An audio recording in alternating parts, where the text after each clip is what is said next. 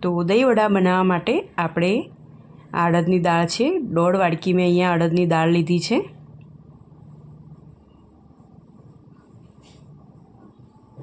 અને એની સામે અડધી વાડકી ચોખા લીધા છે। આપણે જેમાંથી ઢોકળા ઇડલીને બનાવતા હોઈએ છીએ એ જ ચોખા લીધા છે મેં। તો આને બરાબર મિક્સ કરી દેવાની છે।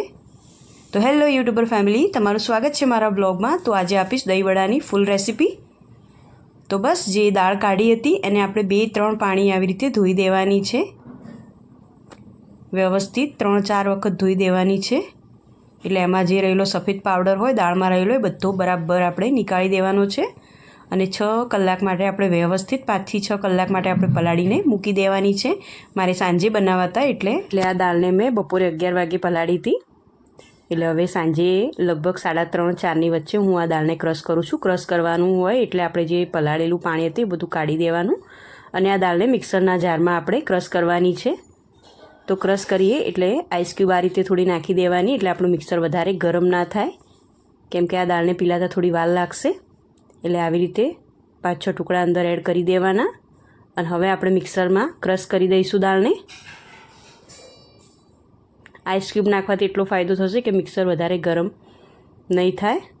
અને જો આ રીતનું બેટર રેડી કરવાનું છે, એટલે અમે થોડુંક ઠંડુ પાણી નાખ્યું છે। આપણે ઠંડા પાણીનો જ ઉપયોગ કરવાનો, એટલે થોડુંક જ નાખ્યું છે, લગભગ 2-3 ચમચી જેટલું જ પાણી નાખ્યું હતું।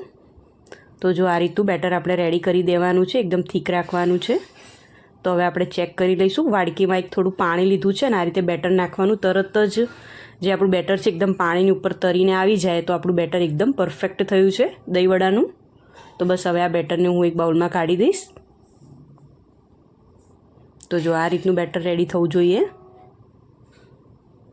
તમને બતાવી દઉં ફરી એકવાર। તો જો પાણીમાં હું નાખીશ એટલે તરત જ ઉપર તરીને આવી જશે આપણું બેટર। એટલે દહીં વડાનું બેટર એકદમ રેડી છે। તમે આ પ્રોસેસથી જો ના બનાવતા હોય તો બનાવજો, સ્પીડમાં થઈ જશે અને તમને સહેલું પણ લાગશે। નહીં તો શું ઘણા લોકો હાથથી ફેટીને કરતા હોય છે। તો જો આ દહીં વડામાં નાખવા માટે, દહીં વડાના બેટરમાં નાખવા માટે મેં મરચાં અને આદુની પેસ્ટ છે એ અંદર એડ કરી છે। 5 થી 6 મરચાં અને એક ટુકડો આદુનો લીધો છે એ અંદર એડ કર્યો છે। થોડુંક મીઠું નાખ્યું છે। આ જીરું છે, આખું જીરું,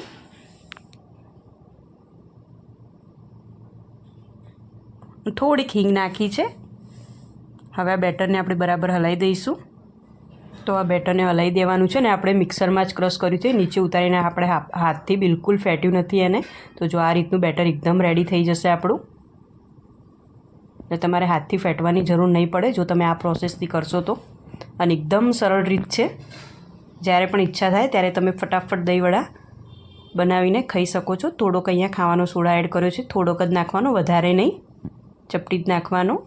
એટલે એક નાની ચમચી હતી જે મેં અંદર એડ કરી છે, થોડીક જ ખાવાનો સોડા। તો જો તેલ મૂકી દીધું હતું, તેલ ગરમ થઈ ગયું છે, તો આપણે વડા પહેલાં ઉતારી લઈશું આના। આ વડા તમારે જો દહીંની સાથે ના ખાવા હોય ને એમને એમ ખાવા હોય તો પણ બહુ ટેસ્ટી લાગે છે। તો બસ આપણે મીડિયમ આંચ ઉપર આને તળી લેવાના છે, બહુ ફૂલ ગેસમાં નહીં તળવાના, નહીં તો શું થશે ઉપરથી ફટાફટ લાલ થઈ જશે ને અંદરથી કાચા રહેશે। એટલે હું આવી રીતે પલટાવીને જો મેં પહેલાં હાથથી તમને બતાવ્યા।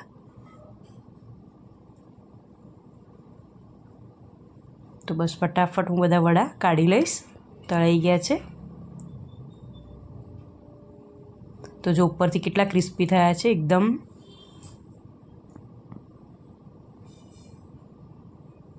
તમારે હાથથી ઉતારો તો હાથથી, અને જો ચમચીની મદદથી તમારે ઉતારો તો આ રીતે ફટોફટ થશે।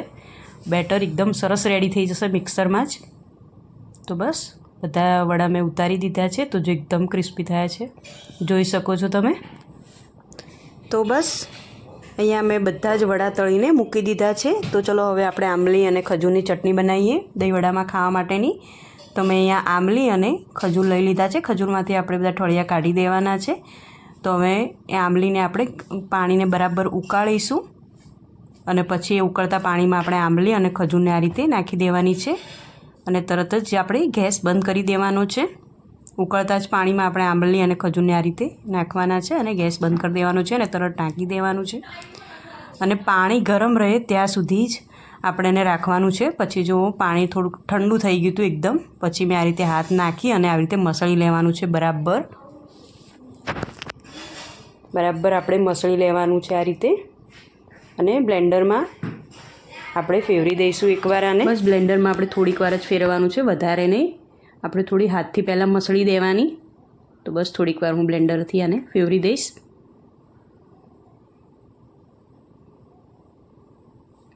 અને તમારી જોડે જો બ્લેન્ડર ના હોય તો તમે આ રીતે હાથથી મસળીને ડાયરેક્ટ આ રીતે જ ગાળી લેશો તો પણ થઈ જશે ચટણી. તો બસ આ રીતે ચાળી લેવાની.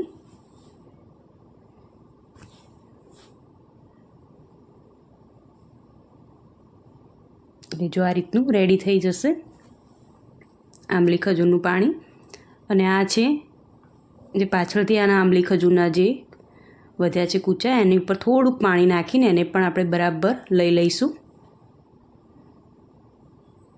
અને પાણી આમાં એડ કરી દઈશું.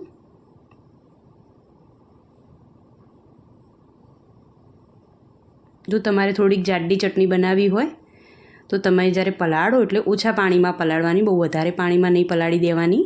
આ દહીં વડા માટેની હું ચટણી બનાવું છું એટલે મેં થોડુંક પાણી લીધું છે, એટલે એકદમ જાડી ચટણી નહીં થાય. નોર્મલ આપણે જે ખાતા હોઈએ છીએ એ રીતની થશે. તમારે જાડી બનાવી તો પલાળતી વખતે થોડુંક ઓછું પાણી નાખવાનું, તો એ ચટણી જાડી થશે તમારી. તો બસ એ બ્લેન્ડરમાં ફેરવી અને પછી આપણે એને ગેસ પર મૂકી દેવાની છે આ રીતે ઉકાળવા માટે. તો ઉકાળી એટલે થોડોક ગોળ નાખવાનો. મેં અહીંયા ખજૂરનો ઉપયોગ કરું છું એટલે વધારે આપણે ગોળની જરૂર નહીં પડે. એટલે ગોળ બરાબર ઓગળી જાય પછી આપણે મસાલા કરીશું. તો ટેસ્ટ પ્રમાણે સંચળ પાવડર, મીઠું, થોડુંક લાલ મરચું,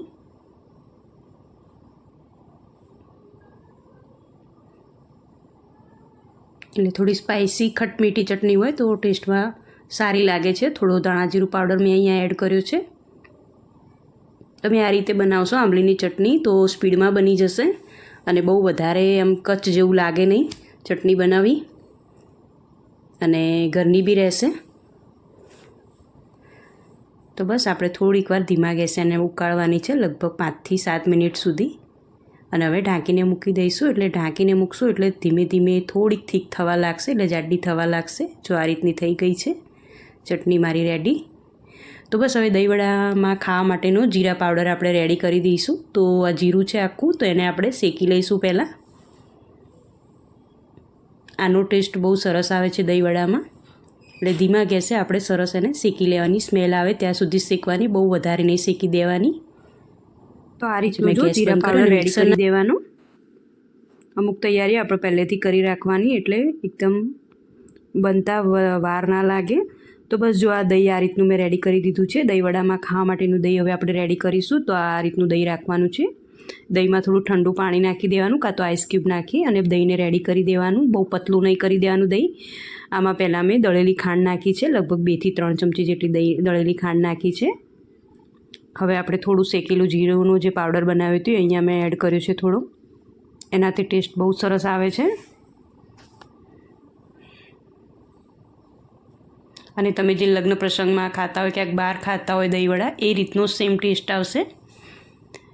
અને થોડુંક સંચળ પાવડર મેં એડ કર્યો હતો, અને અહીંયા મીઠું, થોડું સંચળ પાવડર અહીંયા એડ કર્યો હતો મેં, અને બરાબર દહીંને આપણે મિક્સ કરીને હવે મૂકી દેવાનું છે. તો ચલો હવે દહીંવડા માટેની પ્લેટ આપણે રેડી કરીશું. તો આ પાણી લીધું છે, ગરમ પણ નથી લીધું, ઠંડુ પણ નહીં, જે આપણે નોર્મલ પાણી લેતા હોય એ જ પાણી લીધું છે. પાણીની અંદર થોડુંક મીઠું, થોડીક હિંગ નાખી દેવાની છે. અને આપણે જે દહીંવડા બનાવીને રાખ્યા હતા એ અંદર આપણે આ રીતે નાખી દેવાના.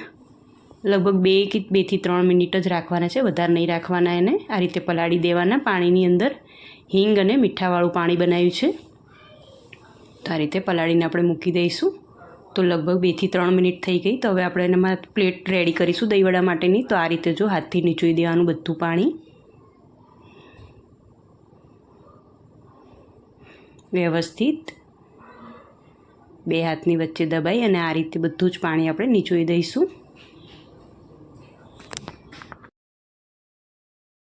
આપણે જે ખજૂર આમલીનું પાણી બનાવ્યું હતું એની ઉપર આ રીતે સ્પ્રેડ કરીશું, એટલે નાખીશું આની ઉપર આ રીતે.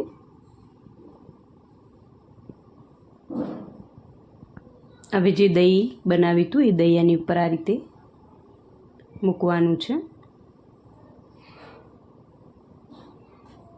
દહીં થોડું વધારે જ નાખવાનું એટલે ટેસ્ટ સારો આવશે દહીંવડાનો. થોડુંક મેં અડધી ચમચી ખજૂર આંબલીનું પાણી એડ કર્યું છે. હવે આપણે મસાલા કરીશું. લાલ મરચું,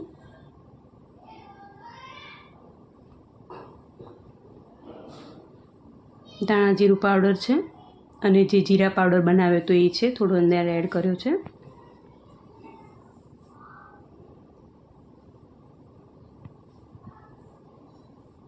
અને સંચળ પાવડર, સિંધાણું મીઠું આવે છે એ થોડું એડ કરવાનું ને ઉપરથી આ રીતે થોડી સેવ નાખીને ખાવાનું. જો પસંદ હોય તો, ના હોય તો તમે સ્કીપ કરી શકો છો આ, પણ આનાથી ટેસ્ટ વધી જાય છે. તો બસ રેડી છે મારી દહીંવડાની પ્લેટ. જો તમને મારી આ રેસીપી ગમી હોય તો મને લાઇક, શેર અને સબસ્ક્રાઈબ કરો, અને તમને પસંદ આવી હોય તો બીજા સાથે શેર પણ કરો. અને ખાવામાં તો એકદમ સોફ્ટ બન્યા હતા. જો તમે કોઈ દિવસ ના બનાવ્યો તો આ રેસીપી જોઈને ચોક્કસથી ટ્રાય કરજો. બધાને ઘરમાં પસંદ આવશે અને બિલકુલ નહીં બગડે. તમે ફર્સ્ટ ટાઈમમાં જ તમારા દહીંવડા એકદમ પરફેક્ટ બનશે. તો બસ રેડી છે દહીંવડા ખાવા માટે એકદમ. બસ તો તમને મારા વિડીયો ગમ્યા તો લાઇક, શેર ને સબસ્ક્રાઈબ કરો. તો ચલો મળીએ એક નવા વિડીયોમાં. ત્યાં સુધી આવજો. જય શ્રી કૃષ્ણ.